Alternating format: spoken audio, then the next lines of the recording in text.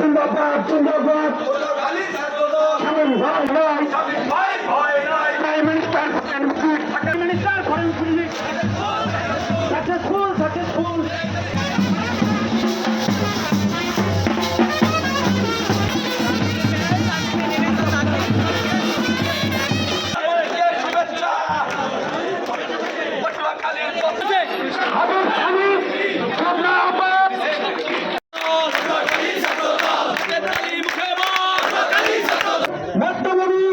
এবং যার নেতৃত্বে আজকের শৃঙ্খলার জন্য যথেষ্ট সহযোগিতা করেছেন তাদের প্রতি এসে এতক্ষণ যে কথা শুনলেন এবং আমাদের সাংবাদিক মুসলিম বিশ্বের অভিসংবাদিত নেতা মানবিক প্রধানমন্ত্রী জনাব তারেক রহমান সাহেবকে কি পরিমাণ সম্মান মালয়েশিয়ার প্রধানমন্ত্রী দিয়েছে সেটি কি এই প্রতিবাদী আপাত দেশ বিরোধীরা দেখেছেন নাকি শুধু আমরাই দেখেছি?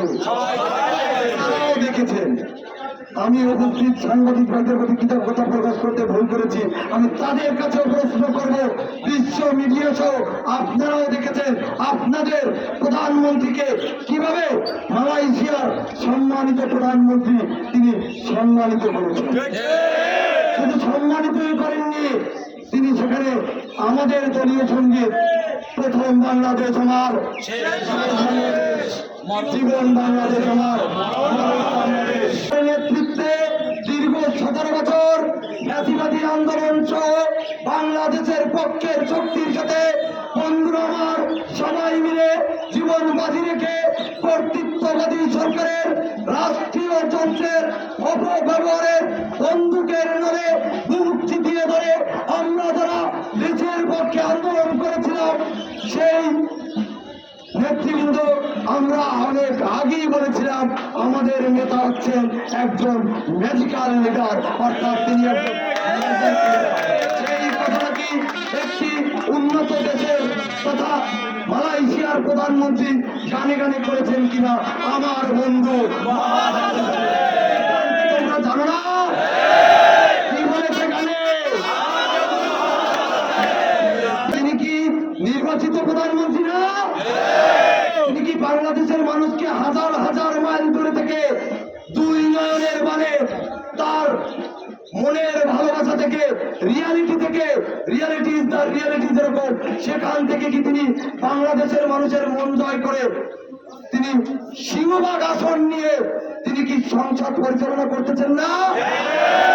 আমরা কি স্লোগানে বলতে পারি না তারেক রহমান রাজপথে আমরা আছি, তারেক রহমান সংসদে আমরা আছি, তারেক রহমান সংসদে আমরা আছি, কোথাও আছে কোথায়?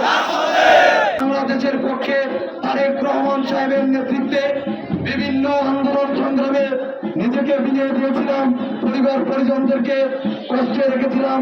বিদেশি বন্ধুরা যেখানে আমার বন্ধু মহাজাদুকারে বলেছেন সেই মহাজাদুকার তিনি কি তার সেই জীবন বাজি রাখা সহযোগিতা ছোট ভাইদেরকে তিনি কি অবহেলার পাত্র হিসাবে রাখবেন কিনা আপনাদের কাছে প্রশ্ন রেখে আমি পুনরায় বলতে চাই, অন্য কোন নেতার কথা বলতেছি না। চায়না থেকে তিনি, মালয়েশিয়া থেকে তিনি ফেরত এসেছেন, তিনি আরো অনেক উন্নত কান্ট্রির সাথে বন্ধুত্ব বজায় রাখবেন এবং বাংলাদেশকে এর আগে তিনি বলেছেন সিঙ্গাপুরের আলোকে কেন বাংলাদেশই হবে সিঙ্গাপুর। সুতরাং বাংলাদেশ গঠন করার জন্য সবার আগে বাংলাদেশ এই গঠন করার জন্য আপনারা কি সবাই প্রস্তুত আছেন? সবাই আমার ছাত্রদলের বাইরে প্রস্তুত আছে? যারা প্রস্তুত হতে পারবে না তাদেরকে বলেই ছোট বক্তব্য শেষ করবো। এই যাকে ঘিরে আনন্দ করলাম তিনি আর কেউ নন, তিনি হচ্ছেন এদেশের সর্বশ্রেণীর সকল ধর্ম বর্ণ দল মত নির্বিশেষে সকলের প্রধানমন্ত্রী। তিনি শহীদ রাষ্ট্রপতি জিয়াউর রহমানের সন্তান, তিনি বেগম খালেদা জিয়ার সন্তান, তিনি হচ্ছেন মানবিক প্রধানমন্ত্রী, তিনি হচ্ছেন জনাব তারেক রহমান। আপনাদেরকে বলতে চাই, দীর্ঘ 17-18 বছর আগে যখন আমরা বলতাম আমাদের দলের ভারপ্রাপ্ত চেয়ারম্যান আগামী দিনে রাষ্ট্র পরিচালনা করবেন, অনেকেই আমাদেরকে হাসাহাসি করতেন। অনেকেই আমাদেরকে ব্যঙ্গ করতেন। আমরা ছাত্র দলের যে আমাদের সিনিয়র ভাইরা আছে, আমরা আছি, আগামীতে যারা আপনারা আছেন, আমরা সবসময় মনোবল রেখে একটা কথা বলেছিলাম, আগামীর বাংলাদেশের রাষ্ট্রনায়ক হবেন তারেক রহমান। ঠিকই বাংলাদেশের রাষ্ট্রনায়ক হয়েছেন তারেক রহমান। শুধু রাষ্ট্রনায়ক নয়, বিষ্ণু মঞ্চে তার উজ্জ্বল দৃষ্টান্ত উপস্থাপন করেছেন। তিনি কোন প্রভু রাষ্ট্র ভ্রমণ করেননি, তিনি বন্ধু রাষ্ট্রে ভ্রমণ করেছেন। বাংলাদেশকে কিভাবে এগিয়ে নিয়ে দেওয়া যায় সেই বিষয়ে তিনি কাজ করছেন। বাংলাদেশের কোন প্রভু নয়, একটা কথা কিন্তু আমাদের প্রয়াত নেতা দেশনেত্রী বেগম খালেদা জিয়া বলতেন, আমাদের বন্ধু রাষ্ট্র আছে, আমাদের কোনো প্রভু নাই। আমরাও বিশ্বাস করি, আমরা যারা ছাত্র দল আসি, আমাদের কাজ জনাব তারেক রহমানকে সহযোগিতা করা।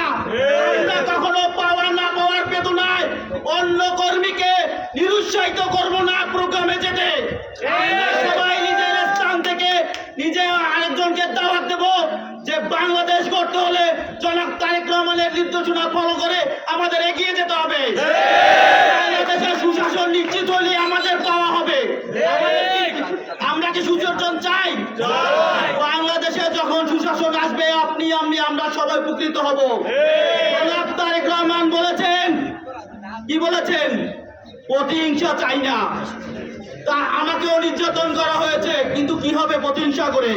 আপনাদেরকে একটা বার্তা দিয়ে গেছে যে আপনারা প্রতিহিংসা মুক্ত একটা বাংলাদেশ গড়তে সরকারি দল হিসাবে আপনাদের সকলের সঙ্গে মিলেমিশে কাজ করতে হবে।